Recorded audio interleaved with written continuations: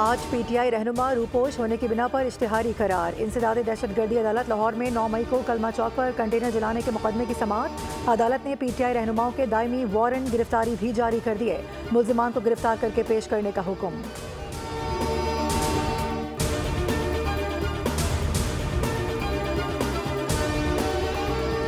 انسداد دہشت گردی عدالت راولپنڈی میں 9 مئی کے واقعات۔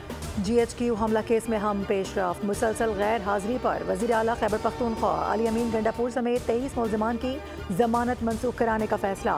استغاثہ کی جانب سے درخواست تیار کر لی گئی۔ ملزمان کی حاضری مکمل نہ ہونے کے باعث مقدمے کی کارروائی سست روی کا شکار ہو گئی ہے۔ درخواست میں موقف۔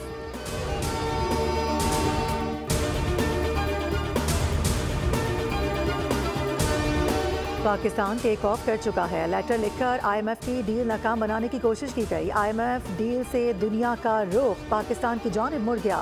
پرائم منسٹر یوتھ پروگرام کے چیئرمین رانا مشہور احمد خان کا تقریب سے خطاب۔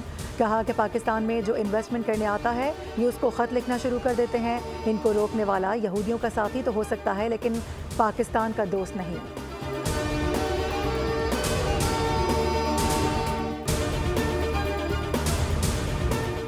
وفاقی وزیر اور چیئرمین ڈاکٹر خالد مقبول نے پاکستان کی تعمیر کے لیے کراچی کی ترقی اور نئی سوچ کو ضروری قرار دے دیا۔ تقریب سے خطاب میں کہا کہ کراچی ہر طرح کی پابندی رکاوٹ کے باوجود چل رہا ہے تو ہی ملک چل رہا ہے۔ کراچی سے محبت پاکستان سے محبت ہے۔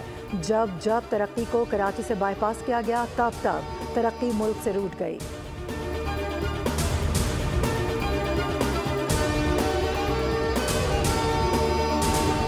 2002 میں پیمرا بنا۔ کھلے دل سے یہ بات کہوں کہ PEMRA does not want any control. ہم کنٹرول کے ہم چاہتے ہیں کہ میڈیا کے ساتھ انٹرفیس ہو۔ جو فیک نیوز ہے وہ کسی بھی معاشرے کے لیے ایک بہت ہی ایسا زہر ہے جو جڑیں کھوکھلا کر دیتا ہے۔ چیئرمین پیمرا محمد سلیم بیگ اور دیگر حکام کی بول ہیڈ کوارٹرز آمد۔ چیف آپریٹنگ آفیسر شاہد جاوید نے استقبال کیا۔ اس موقع پر ہیڈ آف ایچ آر محمد شفقت اور ڈائریکٹر نیوز محمد عمران احمد بھی موجود تھے۔ سلیم بیگ نے بول نیوز کے مختلف شعبجات کا دورہ کیا۔ سی او او شاہد جاوید نے ایڈیٹوریل کنٹرول اور پالیسیز کے حوالے سے تفصیلات سے آگاہ کیا۔ ڈائریکٹر نیوز عمران احمد اور کنٹرولر محمد علی صدیقی نے بول نیوز کے امور اور انتظام سے بھی آگاہ کیا۔ چیئرمین پیمرا نے بول نیوز کے کردار کو سراہا۔ کہا بول نیوز پاکستانیت کو فروغ دے رہا ہے۔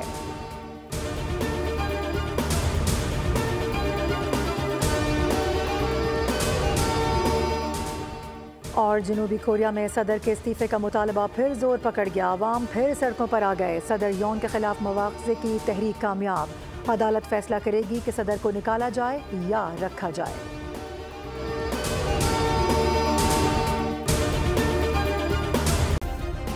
سبسکرائب کریں اور بیل دبائیں تاکہ کوئی خبر رہ نہ جائے۔